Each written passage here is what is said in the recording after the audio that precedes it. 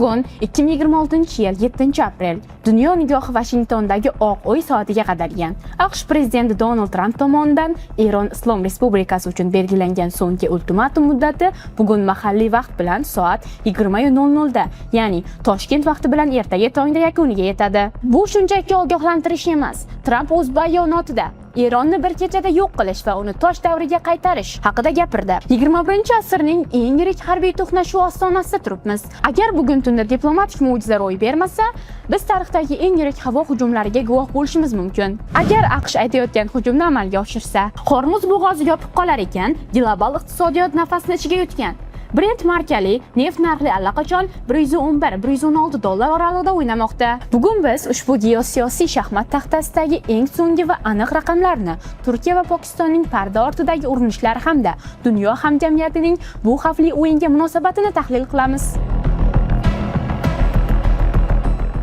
Vaziyatning jiddiyligi parda ortidagi diplomatiya muvaffaqiyatsizligida ko'rinmoqda. Aynan 2026-yil 6-aprel kuni Eron tashqi ishlar vaziri Abbos Araghchi Turkiya, Pokiston va Misr vositachiligida tashkil etilgan 45 kunlik vaqtinchalik o't ochishni to'xtatish rejasini rasman rad etdi.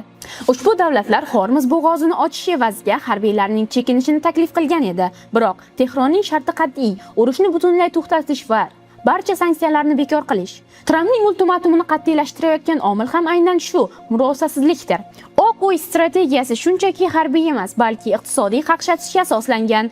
Isroil armiyasi tomonidan amalga oshirilgan operatsiyalar natijasida Eronning eng yirik daromad manbai bo'lgan Janubiy Pars gaz koni va Asaluya neft kimyo zavodlariga jiddiy zarar yetkazgan. Sun'iy yo'ldosh tasvirlari va mustaqil tahlillarga ko'ra, Eronning po'lat ishlab chiqarish quvvatining 70% hozirda ishdan chiqqan. Gaz ishlab chiqarish hajmi esa 12% ga kamaygan. Nega Tramp bunday keskin pozitsiyada? Buning sababi Eronning Va'dai Sodiq 4 operatsiyasi doirasida AQShning mintaqadagi strategik obyektlariga bergan zarbalaridir. Eron Islom inqilobi qo'riqchilari korpusi Bahrayndagi AQSh 5-floti shtab-kvartirasini, Kuvaytdagi Arifjan bazasini va Birlashgan Arab Amirligidagi Al-Minhad havo bazasini nishonga oldi. Birgina Bahrayndagi shtab-kvartiraning bir qismi Planet Labs tasvirlariga ko'ra butunlay vayron bo'lgan. Shuningdek, Eron 26 ta dron va 5 ta ballistik raketa bilan AQShning mintaqadagi HIMARS va Patriot mudofaa tizimlarini nishonga olgani Washington uchun qizil chiziq bo'ldi. Tramp saylovoldi va'dalarida AQSh harbiy qudratini tiklashni va cheksiz urushlarga chek qo'yishni aytgan edi. Biroq hozirgi holatda u faqat kuch ko'rsatish orqaligina Eronni muzokara stoliga qaytarish mumkin deb hisoblamoqda. Dunyo hamjamiyati esa bu eskalatsiyaga turlicha munosabat bildirmoqda.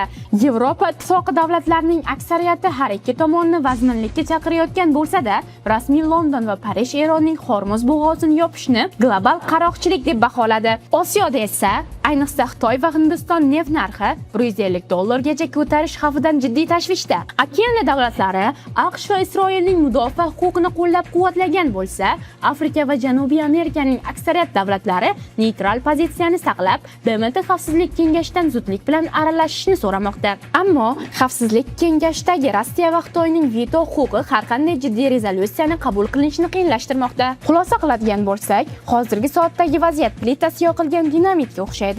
Donald Trampning 8 oylik ultimatumi shunchaki vaqt bilan o'yin emas, balki global energiya xavfsizligi va harbiy gegemonlik uchun kurashning cho'qqisidir. Isroilning iqtisodiy zarbalari Eronni ichkaridan zaiflashtirishga qaratilgan bo'lsa, Eronning javob raketalari Amerika harbiy nufuzini sinovdan o'tkazmoqda.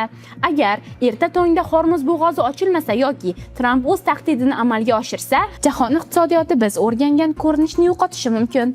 Markaziy Osiyo uchun bu narxlarning oshishi va yangi logistika qiyinchiliklarini anglatadi. Biz voqealar rivojini soniya sayin kuzatib boramiz. Kanalimizga obuna bo'ling va dunyoni o'zgartirayotgan ushbu geosiyosiy bo'ron markazini biz bilan kuzating. Esingizda bo'lsin, soat millari to'xtamayapti.